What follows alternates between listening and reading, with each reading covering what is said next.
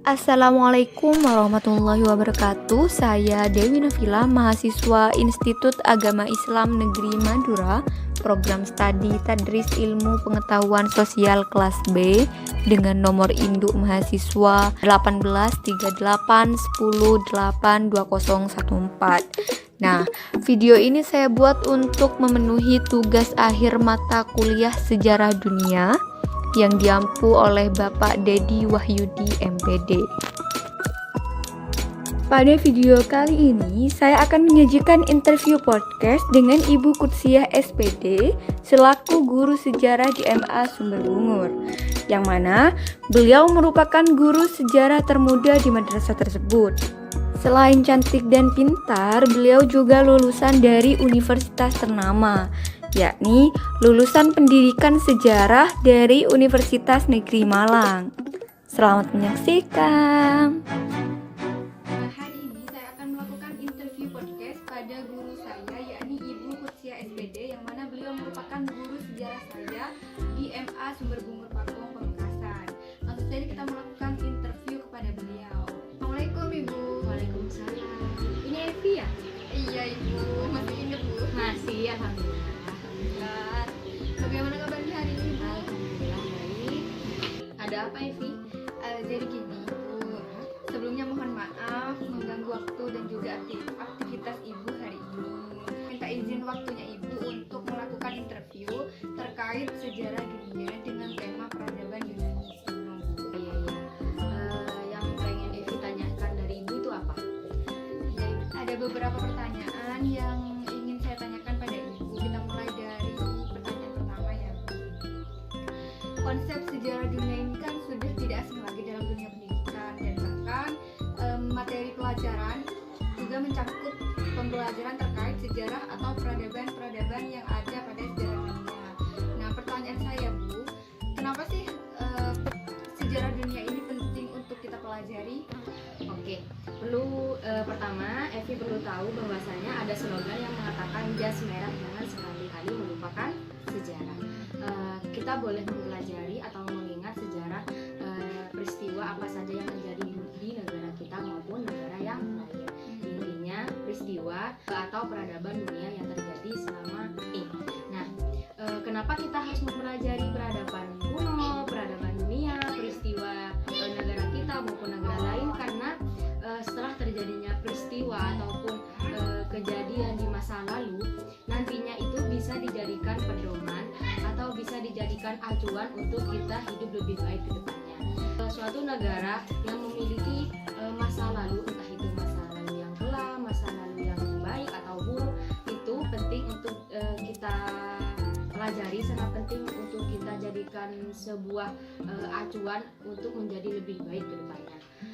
Seperti itu. Dan perlu kita singgung juga yang lainnya, adanya peradaban atau adat istiadat ataupun kebudayaan yang ada pada sekarang yang dijalankan ataupun tidak, atau yang berpengaruh bagi kehidupan, bagi negara ataupun dunia, itu tidak lepas dari kejadian masa lalu ataupun peradaban pada sebelumnya, yang dimana baik buruknya itu disaling dulu. Kalau baik itu diambil, kalau tidak itu tidak.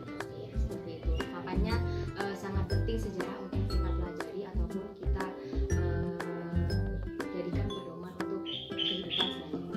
Dengan begitu bisa menambah wawasan dan pengetahuan kita untuk kehidupannya. Baik Ibu, berbicara terkait pengaruh peradaban sebelumnya terhadap peradaban yang ada pada saat ini, khususnya yang ada di negara Indonesia, yang mana kajian terkait sejarah dunia ini kan banyak sekali ya Bu, mulai dari peradaban Yunani kuno, terus peradaban Amerika kuno, dan juga peradaban Islam yang ada di Timur Tengah dan lain sebagainya. Namun konteks fokus analisis kita hari ini yakni berfokus pada peradaban Yunani kuno, yang mana peradaban Yunani kuno ini kita tahu bahasanya bahwa peradaban ini merupakan peradaban yang sangat berpengaruh terhadap kehidupan manusia yang ada di berbagai negara, dan ini termasuk juga pada Indonesia. Sebelum membahas terkait bagaimana sih pengaruh peradaban Yunani kuno ini terhadap berbagai negara yang ada di dunia, pertanyaan saya lantas bagaimana sih pandangan Ibu terkait peradaban Yunani kuno ini? Jadi gini Vi, peradaban Yunani ini ada dan berlangsung pada saat periode waktunya itu abad ke-6 sebelum Masehi. Dan teori ini tak dan juga mengalami perkembangan di Pulau Kreta. Jadi pada saat itu dimulai dari kedatangan bangsa Indo dan Eropa yang datang ke Pulau Kreta, yakni tepatnya yang ada peradaban Yunani. Nah, di sana para bangsa Indo dan campuran Eropa itu ketika datang ke Pulau Kreta, mereka berbaur, mereka menyatu dengan kebudayaan peradaban Yunani yang ada di Pulau Kreta. Mereka juga mengalami kontak sosial dengan penduduk setempat. Nah, dengan berkembangnya hubungan antara bangsa pendatang dan penduduk asli, sehingga bisa menciptakan adanya dalam sistem perekonomian, sistem perdagangan yang nantinya mengacu pada kemajuan peradaban Yunani yang ada di Pulau Kreta. Pada akhirnya kemajuan dan perkembangan tersebut mempunyai pengaruh besar terhadap pengetahuan signifikan, sehingga nantinya akan juga memberi pengaruh kepada penduduk asli sana ataupun bangsa yang datang ke pulau tersebut, dan juga berpengaruh terhadap perkembangan dunia. Nah, perkembangan ini diawali dari pesatnya perdagangan di pulau tersebut ataupun bahkan di luar pulau tersebut. Seperti itu. Iya Ibu, jadi peradaban ini merupakan peradaban tertua yang ada di dunia ya Bu ya. Kemudian pengaruh peradaban ini, karena itu merupakan peradaban Yunani dan merupakan peradaban tertua yang ada di dunia, dan tentunya kan mempengaruhi peradaban-peradaban yang ada pada saat ini. Nah, setahu Ibu, pengaruh dari peradaban Yunani terhadap negara-negara, khususnya negara kita, negara Indonesia, itu apa saja sih Bu? Kita bisa ambil salah satu contoh budaya peradaban Yunani kuno yang bisa kita rasakan sampai sekarang dan berpengaruh bagi masyarakat maupun dunia. Nah, salah satu contohnya itu adalah diskusi. Nah, pada zaman peradaban Yunani kuno maupun sekarang, diskusi yang mengarah pada debat itu menjadi sebuah kebutuhan, menjadi sebuah kebiasaan di mana jika ada sesuatu hal terjadi, entah itu merupakan hal yang dari masyarakat untuk pemerintahan ataupun pemerintahan ke masyarakat, itu bisa melalui diskusi ataupun debat.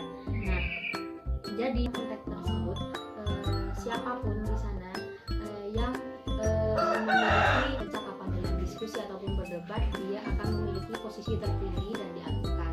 Nah, budaya yang dijalankan ini sehingga melahirkan kepercayaan yang sekarang ada ataupun dulu itu dilaksanakan, kita ketahui bersama, yang disebut dengan sistem pemerintahan demokrasi, seperti halnya negara Amerika yang juga menggunakan sistem pemerintahan demokrasi, dan juga negara kita sendiri, negara Indonesia.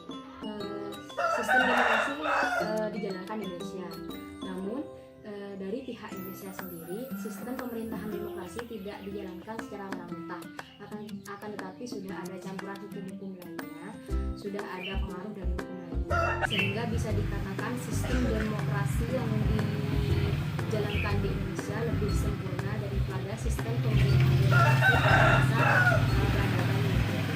Nah, gini Vi, perlu kita ketahui bersama bahwasanya sistem pemerintahan demokrasi pada zaman peradaban Yunani kuno dengan zaman sekarang itu berbeda. Pada zaman peradaban Yunani kuno, sistem pemerintahan demokrasi itu dari rakyat langsung ke pemerintah. Jika ingin atau ada rakyat yang ingin bersuara mengenai hal sesuatu yang berkaitan dengan negara mereka.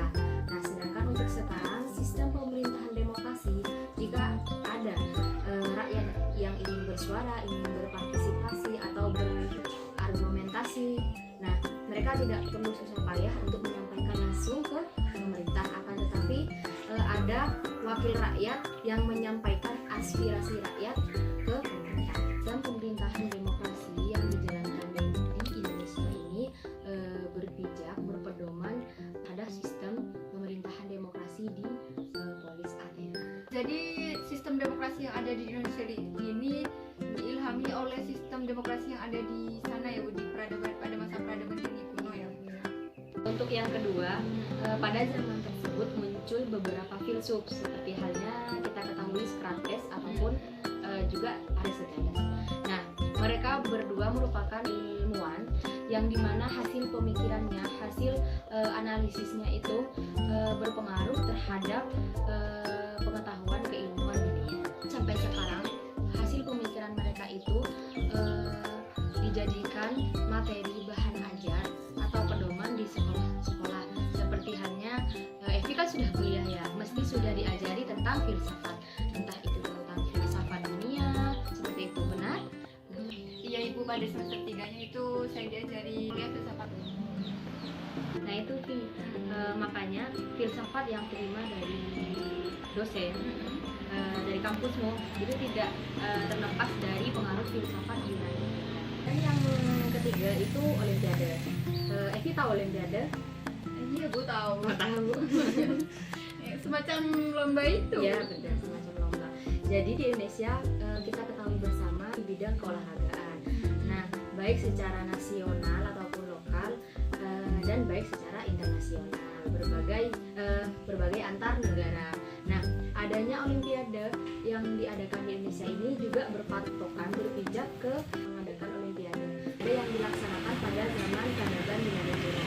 Oh, jadi olimpiade yang dilaksanakan di Indonesia ini merupakan hasil pemikiran ada pada peradaban Yunani kuno ya Bu ya? Seperti itu. Nah, untuk yang nomor 4 sudah Evi ketahui setelah Ibu tadi menjelaskan dari awal ya Vi ya. Masih ingat Vi? Ya, Belum lupa? Belum. Tidak seperti merupakan mantan ya Vi ya. Iya, Susahnya minta ampun. Nah, ngalamin Bu. Nah, di sini telah kita ketahui bersama bahwasanya sistem pemerintahan demokrasi yang dipakai ini di Indonesia ini berpedoman ke peradaban Yunani kuno. Nah, bukan hanya sistem pemerintahan demokrasi saja Vi yang dipakai oleh Indonesia berkaca pada Yunani kuno, akan tetapi juga ada kebiasaan yang mengarah atau berpedoman pada peradaban Yunani kuno yang dijalankan di Indonesia. Seperti halnya pada peradaban Yunani kuno, jika ada pasangan laki-laki dan perempuan ingin mengikat suatu hubungan, pihak laki-laki memberikan izin kepada perempuan. Namun bukan hanya perempuan saja yang memakai, tetapi juga pihak laki-lakinya juga memakai cincin. Nah, cincin tersebut bukan hanya sebagai tanda pengikat saja, tetapi sebagai tanda bahwasanya yang laki-laki ini mempunyai kekayaan dan ketika dia memberikan cincin kepada perempuannya, bahwasanya sebagian kekayaan yang dari laki-laki ini akan bukan dihibahkan, tapi akan dipergunakan juga oleh pihak perempuan. Oh iya Ibu, jadi pada masa ini peradaban Yunani kuno ini kaum laki-laki itu lumrah ya Bu kalau memakai cincin. Iya. Iya. Beda dengan di Indonesia. Kalau di Indonesia mayoritas kebanyakan yang memakai cincin itu perempuan sebagai tanda pengikat, bukan sebagai tanda kekayaan yang dimiliki dari laki-laki. Akan tetapi juga ada dari pihak laki-laki yang memakainya, tergantung dari kesepakatan masing-masing seperti itu. Iya. Kemudian pertanyaan terakhir ya Bu. Tadi kan Ibu sudah menjelaskan beberapa pengaruh yang masih dipakai di Indonesia dan masih ada di Indonesia yang diambil atau yang dianut dari peradaban Yunani kuno. Salah satunya adalah sistem pemerintahan demokrasi. Yang mana sistem pemerintahan demokrasi di sini berpijak pada sistem pemerintahan demokrasi yang ada pada zaman Yunani kuno ya Bu. Nah, pertanyaan saya, adakah perbedaan terkait sistem pemerintahan demokrasi yang ada pada masa Yunani kuno dengan sistem pemerintahan demokrasi yang dijalankan di Indonesia ini Bu? Ya ada Vi, telah saya jelaskan, saya ulas dari depan kan sudah Evi mendengarkannya. Perbedaan kebudayaan ataupun sistem lainnya yang dipakai di peradaban Yunani kuno dan Indonesia masa sekarang ataupun masa yang sebelumnya. Nah, bedanya kita bisa lihat dari sistem pemerintahannya, seperti halnya contohnya sistem pemerintahan demokrasi. Kalau di Yunani, ketika ada masyarakat yang ingin berpartisipasi, ingin memajukan suara, apa yang tidak dikehendaki, apa yang dikehendaki dalam suatu negara tersebut, mereka langsung menyampaikannya kepada pihak pemerintah. Oh, jadi mereka itu tidak punya perwakilan gitu ya? Tidak, tapi mereka langsung menyampaikannya. Beda halnya dengan di Indonesia. Kalau di Indonesia ketika ada masyarakat ataupun rakyat yang ingin bersuara, ingin berpartisipasi ataupun beda pendapat antara pemerintah sama rakyat, mereka tidak perlu susah payah untuk menyampaikan aspirasi kepada pemerintah, tetapi ada pihak tengah yang menyampaikan aspirasi rakyat. Seperti halnya telah kita ketahui ya, ada DPR RI yang ada di Senayan, DPR RI yang ada di provinsi, dan DPRD yang ada di kabupaten. Tapi tahu apa kepanjangan dari DPRD? Tahu Ibu, Apa itu, Pi? Dewan Perwakilan Rakyat Daerah Bu. Betul sekali. Kira Nevi nggak tahu ya. Masih inget Bu. Nah, jadi bisa kita lihat bahwasanya bedanya sistem pemerintahan demokrasi yang dipakai, yang diterapkan di peradaban Yunani kuno dan di Indonesia, lihat dari wakil rakyatnya yang bisa menyampaikan aspirasi rakyat dari rakyat ke pemerintah. Jadi nilai-nilai demokrasi yang diterapkan di Indonesia ini tidak terlepas dari nilai-nilai demokrasi yang diterapkan di peradaban Yunani kuno. Seperti itu. Hanya itu yang dapat saya tanyakan pada hari ini Bu. Lain waktu semoga bisa dapat melakukan interview kembali dengan tema yang berbeda. Terima kasih banyak atas waktunya Bu. Semoga apa yang Ibu sampaikan bermanfaat. Kurang lebihnya saya mohon maaf. Wassalamualaikum warahmatullahi wabarakatuh. Waalaikumsalam.